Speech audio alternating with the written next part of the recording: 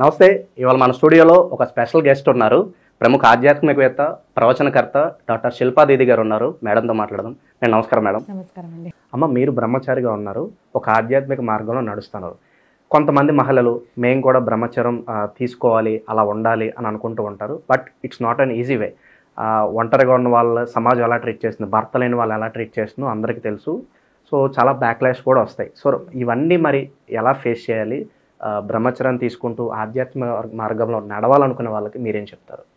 So ఆధ్యాత్మికంగా నడవాలి అంటే బ్రహ్మచర్యం ఇస్ నాట్ కంపల్సరీ. అంటే బ్రహ్మచర్యం కంపల్సరీ కానీ బ్రహ్మచర్యం నాట్ కంపల్సరీ. కన్ఫ్యూజింగ్ గా ఉంది కదా. సో ఎలాగా అంటే దీంట్లో నైష్టిక బ్రహ్మచర్యం ఒకటి ఉంటుందండి. అంటే చిన్నప్పటి నుంచి పెళ్లి చేసుకోలేదు, ఏకంగా మేము సన్యాసం తీసుకున్నాము, దాన్ని నైష్టిక బ్రహ్మచర్యం. అంటే ఎప్పుడు పెళ్లి చేసుకోలేదు అన్నది, అంటే సెక్షువల్ లైఫ్కి రాలేదు అన్నది ఒకటి ఉంటుంది. సెకండ్ థింగ్ ఏంటంటే పెళ్లి చేసుకున్నాము, ఒక భర్తతో ఉన్నాము, ఇంద్రియ నిగ్రహణ చేసుకుంటే ఇప్పుడు మనకు ఎలా ఉంటుందంటే, ఇప్పుడు నాకు తెలియదు మీకు మ్యారేజ్ అయిందో లేదో, కానీ ఇప్పుడు మనం ఏదైనా పూజ చేస్తున్నాం అనుకోండి, ఇప్పుడు రేపు వ్రతం పెట్టుకున్నాము అంటే ఆ రోజు మనము భర్తకు భార్యకు దూరంగా ఉండాలని చెప్తారు. అంటే బ్రహ్మచర్యంగా ఉండాలి ఆ రోజు. నవరాత్రి కానివ్వండి, ఏకాదశి కానివ్వండి, పున్నమి కానివ్వండి, అమావాస్య కానివ్వండి, ఆల్రెడీ ఇవన్నీ రూల్స్ భార్య భర్తలకి ఉంటాయి. ఇప్పుడు ఎవరు అడగడం లేదు, తెలుసుకోవడం లేదు, ఎందుకంటే పశువ జీవనం అయిపోయింది. పాటించే వాళ్ళు పాటిస్తున్నారు. సో పెళ్లి చేసుకున్న తర్వాత కూడా బ్రహ్మచర్యం అనేది మనం పాటిస్తున్నాము. ఎలాగా అంటే ఒకటే భర్త ఒకటే భార్యలో కనుక కామభావం అనేది ఉంటే వాళ్ళు బ్రహ్మచారిసే. అండ్ నిజంగా చెప్పాలి అంటే బ్రహ్మచారి, గృహస్థ, వానప్రస్థ, సన్యాసం అన్నిట్లో కూడా ధన్యో గృహస్థాశ్రమ అంటారు. నన్ను కనుక అడిగితే ఐ వుడ్ ఆల్వేస్ సజెస్ట్ మీరు గృహస్థాశ్రమంలోకే వెళ్ళండి. ఎందుకంటే ఇది సులభం కాదు. చాలామంది ఏమనుకుంటారు అంటే బ్రహ్మచర్యము అంటే సెక్షువల్ లైఫ్కి దూరంగా ఉండడమే బ్రహ్మచర్యం అనుకుంటారు. ఇప్పుడు మీరు ఎలా ఉండగలుగుతారు అంటే అది టాస్క్ ఉండదు. ప్రాబ్లం మాకు చాలా ప్రాబ్లం పెద్దది ఏముంటుందంటే ఎమోషన్స్ ఉంటాయి కదండి, అది చెప్పుకోవడానికి ఎవరు లేక ఫస్ట్ మేము స్టార్టింగ్లో చాలా బాధపడతాం.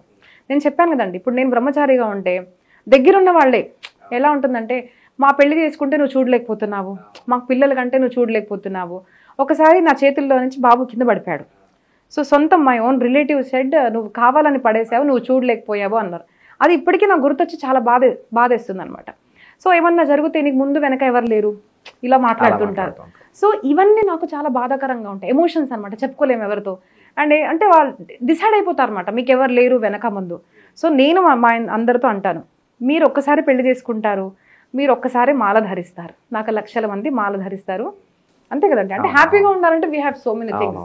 సెకండ్ థింగ్ ఈజ్ మీకు 2-3 ఉన్నారు పిల్లలు, వాళ్ళు కూడా రేపు మిమ్మల్ని చూసుకుంటారు లేదా మీరు చూసుకోండి, నేను ఇలా అంటాను. కానీ నాకు లక్షల కోట్ల మంది అమ్మ అని పిలుస్తారు, నా వెనక ఎంతో మంది జనాలు ఉన్నారు.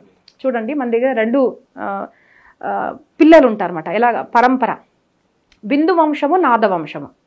సో బిందు వంశం ఎలాగంటే తాతయ్య, పిల్లవాడు, కొడుకు, మళ్ళీ వాడు కొడుకు, మళ్ళీ వాళ్ళ కొడుకు, అంటే పెళ్లి చేసుకొని పిల్లలు కనడము, దీన్ని బిందు వంశము అంటారు.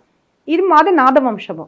ఇప్పుడు నేను అయోధ్య రామ మందిర్ కోశాధ్యక్షుడు, నేను కూతుర్ని ఈ వంశం పరంగా చెప్పాలంటే. ఎలాగా, ఆయన పెళ్లి చేసుకోలేదు కానీ నేను ఆయన కూతుర్ని, ఆయన నన్ను కనలేదు, I'm not biological daughter of Swamiji, but నేను ఆయన కూతుర్ని. ఎలాగా అంటే నాద పరంపర, గురువులు శిష్యులకు ఇచ్చిన మంత్రం వల్ల వాళ్ళు మాకు తల్లి అవుతారు. మహారాష్ట్రలో పరంపర ఏంటంటే గురువు మావులి అంటాం, అమ్మ అంటాం. ఇప్పుడు మా గురుగారు దేహం చూస్తే మనిషి అంటే మ్యాన్, కానీ నేను ఆయన అమ్మ అంటాను. గురు మావులి, జ్ఞానేశ్వర్ మావులి, తుకారాం మావులి అంటాం, అమ్మగా భావిస్తాం అనమాట. అంటే శరీరం మీరు మనిషిగా చూస్తారు, మేము అమ్మగా భావిస్తాం. ఇప్పుడు మాలాంటి వాళ్ళని అమ్మ అంటారు. సో ఇది చాలా కష్టం అండి. కాబట్టి చాలా మంది 40-50 ఇయర్స్ తర్వాత కూడా ఎమోషనల్ అటాచ్మెంట్ అన్నది కావాలి. ప్రతి మనిషికి ఏంటిదంటే ప్రేమ ఇవ్వాలి, ప్రేమ పొందాలని ఒకటి ఉంటుంది. సో అక్కడ చాలా ఛాలెంజింగ్గా ఉంటుంది. సెక్షువల్ లైఫ్ మనం వద్దు అనుకుంటే ఆ పవర్ మనకు వస్తుంది ఖచ్చితంగా. మన ఆహార ఒక్కసారి నిర్ధారణ చేసుకున్నాం అనుకోండి. మీ ద్వారా ఎంతో జ్ఞానాన్ని మేము కూడా సంపాదించుకున్నాము. ధన్యవాదాలు.